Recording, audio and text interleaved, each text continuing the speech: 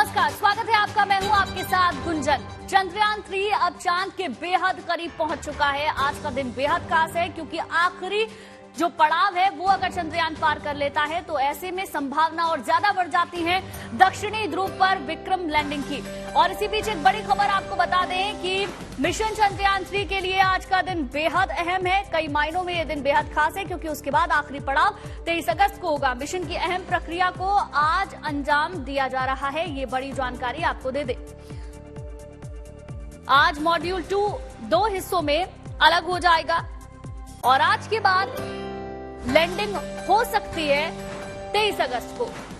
अलग होकर चांद की ओर अकेले लैंडर आगे की तरफ बढ़ेगा। तो आज का दिन बेहद खास, बेहद अहम। कम होती जा रही है चांद से लैंडर की ये दूरी और उतने ही करीब हम उस सपने के पहुंचते जा रहे हैं जो कि आज से कई साल पहले देखा गया था। चंद्रयान 3 अब चांद के बेहद करीब पहुंच चुका है। 23 अगस्त को चांद पर लैंडिंग का प्लान है और आखिरी उसका पड़ाव आज अब से कुछ ही देर बाद पूरा हो सकता है। आज का दिन चंद्रयान 3 और इसरो के लिए बेहद अहम है क्योंकि अब से चंद घंटों के बाद चंद्रयान 3 के प्रोपल्शन मॉड्यूल और लैंडर मॉड्यूल को अलग किया जाएगा और ये प्रक्रिया चांद से करीब 100 किलोमीटर दूर आसमान में होगी। इसी बीच ये अहम जानकारी आपको दे रहे हैं। मिशन की अहम प्रक्रिया को अंजाम दिया जा रहा है।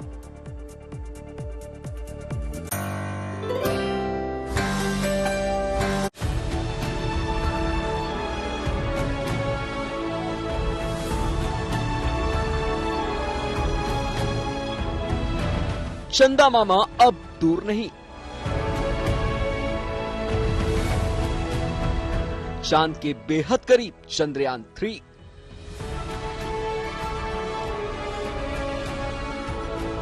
इसरो की कई सालों की मेहनत और हिंदुस्तान का चांद को छूने का सपना अब साकार होने जा रहा है।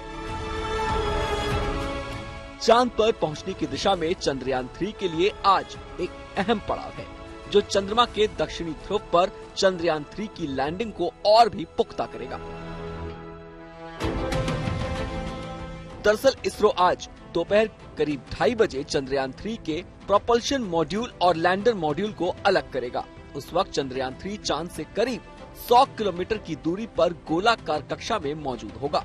यानी कि चांद से 100 किलोमीटर की ऊंचाई पर दोनों मॉड्यूल एक दूसरे से अलग होंगे। चंद्रयान 3 से अलग होने के बाद लैंडर मॉड्यूल अपने आगे के सफर पर निकल पड़ेगा, लेकिन प्रोपल्शन मॉड्यूल चंद्रमा की कक्षा में रहकर लैंडर से मिलने वाली जानकारी इसरो तक पहुंचाएगा। ऐसे में चंद्रयान 3 के लिए आज का दिन बेहद अहम है और उम्मीद भी यही है कि प्रोपल्शन मॉड्यूल और लैंडर अलग होने के बाद चांद पर लैंडिंग की दिशा में आगे बढ़ेंगे। हालांकि इसके बाद 18 अगस्त की दोपहर करीब 4 बजे लैंडर मॉड्यूल की डी ऑर्बिटिंग होगी, यानी कि लैंडर की कक्षा की ऊंचाई में कमी लाई जाएगी और इसी तरह फिर 20 अगस्त को लैंडर मॉड्यूल की डी ऑर्बिटिंग होगी और जब लैंडर चंद्रमा से महज 30 किलोमीटर दूर होगा तब उसकी स्पीड भी कम होती जाएगी। सब कुछ ठीक रहा तो 23 अगस्त की शाम करीब 5:47 पर हिंदुस्तान चांद के दक्षिणी ध्रुव पर अपना पहला कदम रख देगा। इसके बाद रोवर प्रज्ञान अगले 14 दिनों तक चांद की सतह पर रिसर्च करेगा। Bureau report, good news today. तो आज से कुछ ही देर में इंटीग्रेट जो मॉड्यूल है वो कुछ ही देर में सेपरेट हो जाएगा और उसके बाद एक और पड़ाव चंद्रयान 3 पार कर लेगा। बड़ी जानकारी आपको दे रहे हैं। अब से कुछ देर बाद चांद के बेहद करीब तक पहुंच सकता है चंद्रयान 3। दक्षिणी ध्रुव पर सॉफ्ट लैंडिंग की पूरी तैयारी पहले से ही की गई थी और वो दिन हो सकता है 23 अगस्त अगर सब कुछ इसी तरीके से आगे बढ़ता रहा, चलता रहा। चंद्रयान 3 का इंटीग्रेटेड मॉड्यूल 2 हिस्सों में बटेगा कुछ ही देर के बाद। आज का दिन बेहद खास है। इसरो के लिए यह दिन बेहद अहम है क्योंकि अब से चंद घंटों के बाद माना जा रहा है कि प्रोपल्शन मॉड्यूल और लैंडर मॉड्यूल अलग होंगे। ये प्रक्रिया चांद से करीब 100 किलोमीटर दूर आसमान में होती है। चंद्रयान 3 से अलग होने के बाद लैंडर चांद की सतह पर लैंडिंग के लिए आगे बढ़ेगा। तो इस लिहाज से मिशन चंद्रयान 3 के लिए आज का दिन बेहद खास है।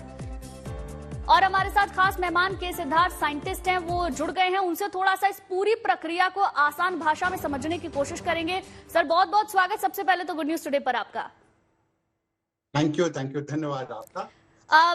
थोड़ा सा हाँ, आज का जो दिन है वो क्यों खास है और कितनी दूरी पर होगा, क्योंकि कई बार साइंटिफिकली वर्ड हम यूज करते हैं और उससे हम नहीं समझ पाते, आम लोग भी नहीं समझ पाते, तो आसान भाषा में चाहेंगे आप थोड़ा समझाएं।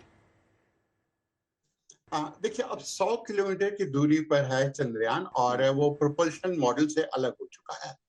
जब वो अलग हो चुका है तो अब वो क्या करेगा, धीरे धीरे अपनी गति को कम करेगा। अब मुख्य हमारा बल रहेगा गति को कम करने का। तो स्पीड को कम करने के लिए वहां पर थ्रस्टर्स एम्प्लॉय किए जाएंगे और जैसे ही वो थ्रस्टर एम्प्लॉय किए जाएंगे इसकी स्पीड कम होने लगेगी और वह धीरे धीरे गोल घूमते हुए फिर चंद्रमा की सतह पर आना शुरू करेगा।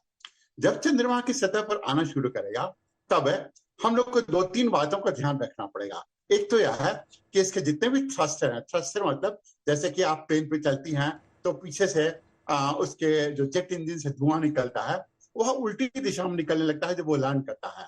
तो लैंड करने के क्रम में यहाँ पर इससे एक थ्रस्टर आएगा, एक फोर्स निकलेगा जो इसकी गति को धीरे करने का काम करेगा।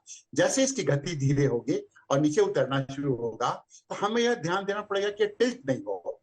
टिल्ट नहीं हो मतलब कि झुक गए नहीं कहीं पर, क्योंकि अगर ये झुक जाएगा तो इसके जो फ्यूल है ना वो इधर उधर चला जाएगा और एक थ्रस्टर को फ्यूल मिलेगा, दूसरे को नहीं मिलेगा।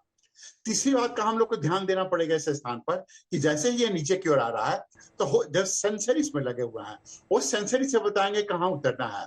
तो इस बार हम लोगों ने बहुत सारे सेंसर दिए हैं जिससे कि अच्छी तरीके से यह खोज कर सकेगा।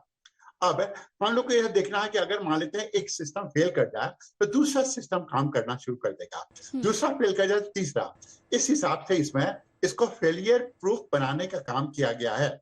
और साथ ही साथ अब हम लोग को देखना पड़ेगा कि जब यह नीचे में लैंड कर रहा है तो लैंड बराबर रूप से कर रहा है, मतलब कि इसके जो चारों पाए हैं वो चारों पाए एक साथ नीचे जाए और जो जगह चुना गया है वह जगह लगभग समतल हो, क्योंकि अगर जगह ऊपर खाबड़ होगी तो फिर से लुढ़क सकता है।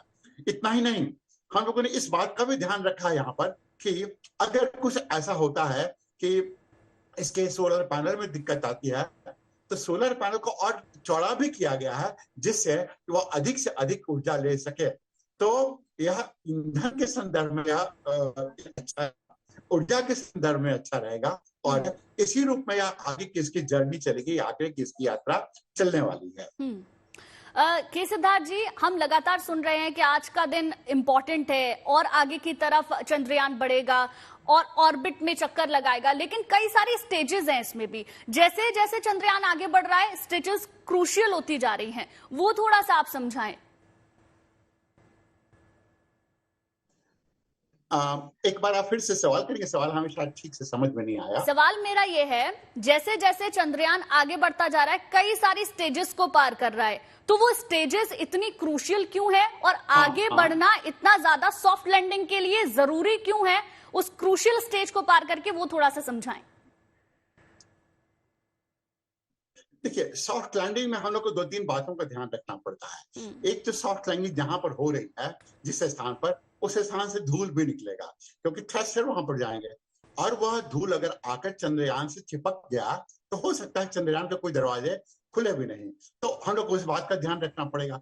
दूसरी बात का कि इसकी गति बहुत तेज नहीं हो, तो गति तेज अगर जैसे पिछले बार में क्या हुआ था, वो टिल्ट कर गया था, वो टेढ़ा हो गया था, उसकी गति तेज हो गई थी।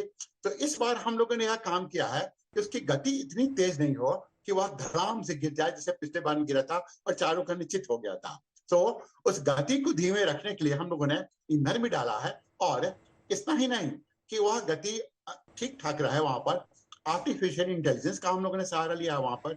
और साथ ही साथ आप ध्यान देंगे कि इस बार यूरोपियन एजेंसी ने और नासा ने अच्छी खासी मात्रा में भारत को मदद भी की है सेंसर लगाने में। सेंसर का अर्थ हो जाता है कि उस सेंसर के सहारे यह करीब 2.5 किलोमीटर बाई 4 किलोमीटर की जगह को चुनेगा और जो 2.5 किलोमीटर बाई 4 किलोमीटर की जगह को चुनेगा तो मतलब पहले 500 मीटर का एक एरिया हुआ करता था, इस बार करीब 2.5 किलोमीटर बाई 4 किलोमीटर की एरिया है। मतलब कि लैंडिंग का जो स्फीयर है वो अच्छा खासा बड़ा हो जाता है। तो ये सारे स्टेजेस हैं, मतलब कि अब स्टेजेस में गति को धीमा करना, धीरे धीरे उसे उतारना, टिल्ट नहीं करने देना, सोलर बिल्कुल। पैनल उसकी चीज कई काम आ सारी जाए वहां पर। टेक्निकलिटीज का ध्यान रखना है, तब जाकर सक्सेसफुली चंद्रयान 3 लैंड हो पाएगा। शिल्पा नायर हमारी संवाददाता हमारे साथ जुड़ गई हैं। शिल्पा, आज का दिन बेहद अहम माना जा रहा है क्योंकि अब हम अपनी मंजिल के बेहद करीब हैं। अगर आज हम सक्सेसफुली आगे बढ़े तो 23 अगस्त का यानी कि महज 6 दिन बचेंगे। जी जरूर, और आज चंद्रयान 3 मिशन के लिए एक बहुत ही महत्वपूर्ण दिन है, क्योंकि आज जो है ISRO एक ऐसा प्रोसेस कंप्लीट करेगा जहां से जिससे लैंडर मॉड्यूल प्रोपल्शन मॉड्यूल से सेपरेट होगा। तो वो एक बहुत ही इम्पोर्टेंट प्रोसेस होगा।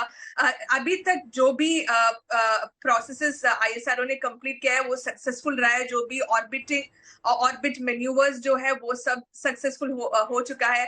तो ये जो स्टेज है वो बहुत ही इम्पोर्टेंट है। अगर ये सक्सेसफुल हो गया तो अगला बड़ा चैलेंज अगस्त 23 को होगा, जब चंद्रयान 3 लैंडर मॉड्यूल लैंड होंगे लूनर सरफेस में। वही सबसे महत्वपूर्ण दिन होगा चंद्रयान 3 मिशन के लिए, क्योंकि हम पहले भी देख चुके हैं ये जो सारी प्रोसेसेस है ISRO के लिए, ये if you can say it is much easier, it's simpler, but वो लैंडिंग जो है वो सॉफ्ट लैंडिंग वो ठीक से हो, वही एक सबसे मुश्किल चैलेंज है ISRO के लिए। और इस बार बहुत सारे चेंजेस भी किए हैं उन्होंने, क्योंकि लास्ट बार जो भी कॉम्प्लिकेशंस टेक्निकल ग्लिचेस आए थे उन सबको एनालाइज करके जो भी चेंजेस करना था वो किया है ISRO के साइंटिस्ट ने।